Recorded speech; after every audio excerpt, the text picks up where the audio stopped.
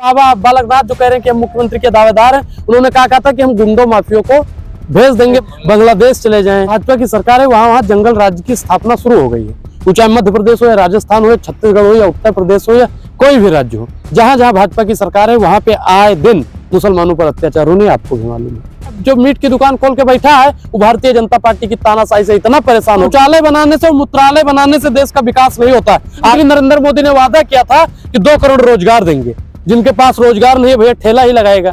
मोदी जी के पास झूठ बोलने का लाइसेंस है मैडम। अनुराग, अभी जो नए नवेले एमएलए हैं हवा महल से बाल मुकुंद आचार्य कह रहे गोश्त की दुकान नहीं खुलने दूंगा बिना लाइसेंस। मैडम देखिए कि अभी भारतीय जनता पार्टी की सरकार नहीं बनी, ठीक, उन्होंने शपथ नहीं लिया, उससे पहले उनके ये तेवर हैं। सरकार बनने के बाद में क्या तेवर होंगे ये राजस्थान की जनता को समझना बहुत जरूरी था, लेकिन राजस्थान की जनता ने आंख बंद करके मतदान कर दिया।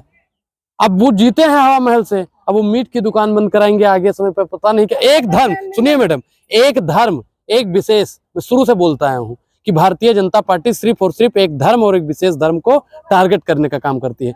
फोन पे एसपी डीएसपी को ऐसे हड़का रहा है जैसे कि गृह मंत्री हो। विधायक की भाई एक गरिमा होती है और प्रशासन की अपनी गरिमा होती है। एक कांस्टेबल भी अपने आप पे आ जाए ना तो प्रधानमंत्री को भी गिरफ्तार कर सकता है, लेकिन अब सैया बने कतवाल तो डर का है बात का। तो ठीक उसी प्रकार जो बाल मुकुंदाचार्य जो कह रहे हैं वो अमर्यादित है, वो असंवैधानिक भी है। उस पे मुझे लगता है कि भाजपा सरकार को भी कड़ी से कड़ी कार्रवाई करनी चाहिए। क्या लगता है ये राम राज्य की शुरुआत? ये राम राज्य थोड़ी है भाई, तो जंगल राज्य है। और जहां जहां भाजपा की सरकार है वहां जंगल राज्य की स्थापना शुरू हो गई है। वो चाहे मध्य प्रदेश हो या राजस्थान हो या छत्तीसगढ़ हो या उत्तर प्रदेश हो या कोई भी राज्य हो, जहां जहां भाजपा की सरकार है वहां पे आए दिन मुसलमानों पर अत्याचार होने, आपको भी मालूम है। कह रहे स्मृति ईरानी तो ये कह रहे हैं कि जो कांग्रेस की सफाई हुई है इसीलिए हुई है क्योंकि वो सूरज की तरफ चमकने वाले प्रधानमंत्री के ऊपर उंगली किया है, थूका है। मैडम हम सुने नहीं, एक बार दोबारा बोलिए। कह रहे जो सूरज है ना, हाँ। सूरज की जैसे चमकने वाले प्रधानमंत्री है। प्रधानमंत्री जी सूरज की तरह चमकते हैं। प्रधानमंत्री के फेशियल में मैडम कितना खर्चा होता है आपको पता है? जितना आप लोग साल में खर्चा नहीं करते होंगे, मोदी जी 1 घंटे में उतना खर्चा करते हैं। प्रधानमंत्री जी का जो चेहरा चमक रहा है, स्मृति ईरानी जी भी वो फेशियल नहीं करवाती होंगी जो हम मोदी जी करवाते हैं। उनके चेहरे पर लाइट लगी होती है। आप उनको बड़ी दिक्कत है प्रधानमंत्री? बिल्कुल मुझे बिल्कुल दिक्कत है। हाँ। क्योंकि वो पैसा नरेंद्र मोदी के बाप का नहीं है, अनुराग ओझा के बाप का उसमें पैसा लग रहा है। एक मैडम साबुन की टिकिया खरीदती हो ना, उस पर भी आपको टैक्स देना पड़ता है, वो आपका पैसा, इसलिए आपको भी बोलना पड़ेगा। क्यों? लेकिन आप लोग नहीं बोलोगे। आप लोगों ने अपना जमीन, अपना स्वाभिमान, अपना आत्मसम्मान भारतीय जनता पार्टी के यहाँ गिरवी रख दिया है। अब जिस पत्रकार ने कर दिया हो तो भैया सवाल नहीं पूछेगा सरकार से। और तो मैडम ऐसे दिन आ गए हैं कि आज तक पे पत्रकार नाच रहे हैं। अब बताइए कि जिस देश का पत्रकार नचनिया हो जाए उस देश के चौथे स्तंभ का क्या होगा? आप लोग जवाब जरूर दीजिएगा। कड़वे सवाल पूछ ले तो पत्रकार नचनिया हो जाते हैं। आप एक चीज, 3 तारीख को मैडम आज तक पे पत्रकार लोग नाच रहे थे, तो खुशी ना मनाए? नहीं, खुशी चाचा जीते हैं, पापा विधायक बने हैं जो खुशी मना रहे हैं, चाचा मुख्यमंत्री बनेंगे।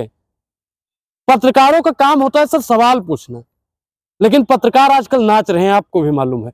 लेकिन सवाल कोई नहीं पूछेगा। कोई भी टीवी चैनल का पत्रकार मुकुंदाचार्य से नहीं पूछेगा कि आपने काम क्यों किया, दुकान क्यों बंद करो। प्रधानमंत्री नरेंद्र मोदी ने वादा किया था कि 2 करोड़ रोजगार देंगे, जिनके पास रोजगार नहीं है भैया ठेला ही लगाएगा। और ठेला भी बंद करवा देने का अगर कोई काम करता है तो भारतीय जनता पार्टी करती है। इन्होंने क्या कहा था? पकौड़ा तलो। अब भैया जिनके पास गैस सिलेंडर है, पकौड़ा तल रहा है, तेल है, पकौड़ा तल रहा है, जो मीट की दुकान खोल के बैठा है वो भारतीय जनता पार्टी की तानाशाही से इतना परेशान हो गया है कि उसको प्रशासन जाके कह रही कि लाइसेंस नहीं है। अब किसके पास लाइसेंस है? मोदी जी के पास झूठ बोलने का लाइसेंस है मैडम। मोदी जी होता है गारंटी होता है। मोदी जी का मतलब गारंटी, और गारंटी को धरातल पर उतारना। देखिए जिस चीज की मोदी जी गारंटी लेते हैं उस चीज की पक्की गारंटी होती है कि काम नहीं होगा। गारंटी का तो वजह है कांग्रेस साफ हो गया। मैडम आप भारत माता की कसम खा के बता दीजिए कि मोदी जी ने गारंटी ली थी ना कि हर साल 100 स्मार्ट सिटी बनेगी।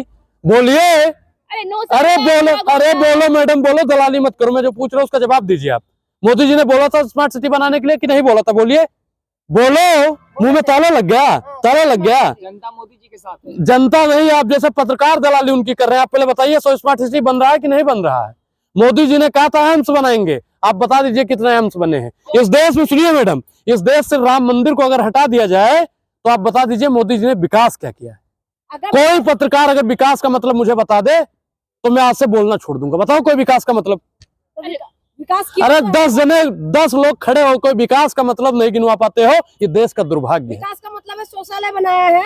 शौचालय बनाया है इसीलिए तो जीता है एक चीज बताइए, शौचालय बना है, एक चीज के लिए मोदी जी को थैंक यू, इसका भी योगदान मोदी को जाता है। अगर चंद्रयान 3 का योगदान मोदी जी ले रहे हैं तो मूत्रदान का भी योगदान मोदी जी को ही जाना चाहिए। हम बहुत रिलैक्स होते हैं, thank you Modi ji, thank you Modi ji. ई मैडम देखिए, शौचालय बनाने से और मूत्रालय बनाने से देश का विकास नहीं होता है। IIT, इसरो और नागरवाड़ा बाढ़ कितना आप बना रहे बताइए, एम्स कितना बना है? लोटा लेके जाते थे, मोदी जी ने सोचा है। एक चीज बताइए कि लोटा ले 12,000 रुपए में किनका भैया शौचालय बन रहा है? 12,000 रुपए में कौन सा विकास हो रहा है मैडम बताइए? शिक्षा के लिए इतना पैसा आता है, फिर भी शिक्षा पे टैक्स लगाया जाता है। धर्मेंद्र प्रधान जी से आप सवाल पूछिए, बोलिए। अरे अच्छे दिन आ गए अनुराग ओझा, देखिए। हाँ, अच्छे दिन जवाहर कट पहन रहे हैं आज। क्या चीज? जवाहर कट पहन रहे हैं आज, अच्छे देखिए, दिन आ गए। अच्छे दिन आए हैं कितना वो हमको मालूम है, लेकिन आपके कितने अच्छे दिन आए हैं वो देश की जनता को भी मालूम है। जो पत्रकार विकास का मतलब न गिनवा पाए, उसके हाथ में माइक शोभा नहीं देता है मैडम। अनुराग जी, राजस्थान के जयपुर में करनी सेना के अध्यक्ष की हत्या, ये देखिए, जंगल राज की शुरुआत है, और चाहे वो कार्यकारिणी सेना का हो या और किसी का भी हो, जहां जहां भाजपा की सरकार है वहां वहां ऐसी हत्याएं आम दिन होती रहती। ये तो जैसे फिल्मों में नहीं होता कि गुंडों को मार दो, वैसे ही हर जगह भाजपा की सरकार में हो रहा है। भाजपा वाले क्या कह रहे हैं, वो जो बाबा बालकनाथ जो कह रहे हैं कि हम मुख्यमंत्री के दावेदार हैं, उन्होंने कहा था कि हम गुंडों माफियों को भेज देंगे बांग्ला, जहां कर्नाटक चले जाएं, हिमाचल चले जाएं, बांग्लादेश चले जाएं। अब बताइए, मतलब साफ है, इनका भेजने का मतलब साफ है कि एक धर्म, एक जाति, एक विशेष। अगर जंगल राज को ही खत्म करना है तो महंगाई को खत्म कर दीजिए, जंगल राज को खत्म करना है तो बेरोजगारी को खत्म कीजिए। जंगल राज साहब है नहीं, राम राज के नाम पर और पता नहीं किस किस चीज के नाम पर लोगों को मारा जा रहा है। अगर बालकनाथ सीएम बनते हैं नहीं तो बनेंगे उत्तर भाई, प्रदेश के जो है सेकंड मॉडल दिखेगा, वो बनेंगे ही नहीं, दिखेंगे क्यों? और मैं एक चीज, वसुंधरा राजे मुझे सुन रही है कि नहीं सुन रही है? ए वसुंधरा राजे जी, आपसे हाथ जोड़ के तो मेरा पहले नमस्कार। आपके पास 20-25 विधायक हैं और लोग कह रहे हैं कि आप नहीं बनोगी सीएम, तो आप अपने विधायकों को लेकर अशोक गहलोत के खेमे में चले जाइएगा। आपको अपनी वो दोस्ती भी निभाएंगे और आपको मुख्यमंत्री बना देंगे। करिए भाजपा से बगावत, क्योंकि भाजपा के लोग वसुंधरा राजे को मुख्यमंत्री नहीं बनाना चाहते हैं साहब। अगर बालकनाथ बन गया तो वसुंधरा राजे का क्या होगा? वसुंधरा राजे को बनना चाहिए, ना बनाए, लेकिन नहीं बना रहे। अगर मोदी जी ने काम ही नहीं किया तो कैसे जीत गया? मोदी जी ने काम क्या किया है गिनवाइए। अभी आप विकास पे तो बात कर रहे थे, कौन सा काम किया? देखिए, ईवीएम के बदौलत, मैं ईवीएम पे बात करूंगा। पहले ईवीएम पे आप सुनिए कि जिस देश में एटीएम मशीन हैक हो जाता है, ठीक, लोगों का दिमाग हैक हो जाता है, पत्रकारिता हैक हो जाती हो, उस देश में ईवीएम हैक होना स्वाभाविक बात है। एक चीज बताइए कि 3 राज्य जो बड़का बड़का राज्य था वो बीजेपी जीत जाती है, और जो छोटका राज्य है वो कांग्रेस को दे देती है। इसमें मोदी जी की चालबाजी है। अभी आप जैसे पत्रकारों को समझना चाहिए। आप जैसे पत्रकार अगर आज आवाज नहीं उठाएंगे तो देश गर्क में चला जाएगा, और जितना जिम्मेदार इस देश का मीडिया है उतना ही नरेंद्र मोदी है। अनुराग ओझा, आप तमाम मतदाताओं पर सवाल उठाए, मैंने वोट दिए मोदी जी के चेहरे पर। मोदी जी के चेहरे पर तो राजस्थान, मध्य प्रदेश, छत्तीसगढ़ का मुख्यमंत्री मोदी जी बनेंगे। रोड शो तो किया था ना, रोड शो से मतलब नहीं, आप मुख्यमंत्री पे बात कीजिए। मुख्यमंत्री भैया बनेंगे मोदी जी। ब्रांड है मोदी जी, ब्रांड। अनुराग ओझा, तुम्हारी बुराई करने से कुछ नहीं बिगड़ेगा मोदी जी का। तो देख लेना 24 में, देखिए आपको याद होगा। सुनिए, मैं क्या बता रहा हूँ कि आप लोग ध्यान दीजिएगा। 2018 में चुनाव हुआ था, 3 राज्य कांग्रेस पार्टी जीती थी, आप सबको याद होगा। और लोकसभा कौन जीता था फिर 2019 में? 2019 में कौन जीता था लोकसभा? मोदी जी जीते थे। अब 2023 में चुनाव हुआ, 3 राज्य कौन जीता मैडम? बीजेपी जीती। अब लोकसभा कौन जीतेगा? ये आप लोग समझदार हैं। शांत रहिए। सपना देख रहे हैं क्या? नहीं, हम दिन में सपना भी देखते हैं, रात में भी सपना देखते हैं। हम 24 घंटा सपना मोदी जी की तरह नहीं देखते। हम जो देखते हैं वो हकीकत होता है। मैडम, मेरे आवाज में कल भी दम था, आज भी दम है। और प्रधानमंत्री नरेंद्र मोदी के कार्यालय पे भी चढ़ के अनुराग ओझा बोलने का काम करता है। अनुराग ओझा डरने वाला नहीं है भारतीय जनता पार्टी की नीयत और नीतियों से। कौन? अरे डरे, कैमरे के पीछे आप हैं या हम हैं? 10 लोगों के सामने बोल रहे हैं। आप जैसे चापलूस पत्रकार अनुराग ओझा के सवालों का जवाब नहीं दे पाती, डरा हुआ। अरे मैडम, एक चीज बताएं, हम पूर्वांचल से हैं भाई।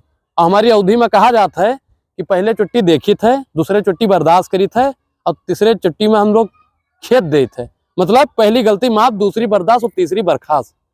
तीसरी में हैट्रिक मारने वाले प्रधानमंत्री। मैडम देखिए, अंधे के हाथ बटेर लग जाए तो उसे शिकारी नहीं कहते हैं। हाँ, लेकिन आप लोग ऐसे ही चापलूसी और दलाली करते रहे तो कुछ भी हो सकता है। क्या लग रहा है, कांग्रेस छूमंतर? नहीं, बीजेपी छू